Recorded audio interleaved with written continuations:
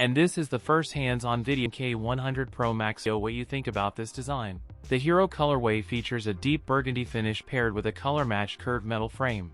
Redmi has officially confirmed that the K100 Pro series will debut on August 11. Redmi will introduce the K100 Pro and K100 Pro Max first, while the standard K100 will arrive at a later date. And this is the real-life hands-on and compare with K90 Pro Max. The overall design looks similar to the Redmi K90 Pro Max with a triple camera setup inside an island configuration. The Redmi K100 Pro series is powered by the Snapdragon 8 Elite Gen 5 chipset alongside up to 16GB RAM. The series will be available in 6.59-inch and 6.9-inch display options, both featuring 185Hz flat panels with a super pixel solution that promises 1K level power consumption while delivering 2K light clarity, and a rumored 185Hz refresh rate. The Redmi K100 Pro Max is said to employ a new 200MP main camera, as well as a 50MP periscope telephoto camera that will be upgraded from its predecessor, a 50-megapixel ultra-wide lens. The K100 Pro Max will allegedly have a battery with a capacity of at least 9,000 mAh,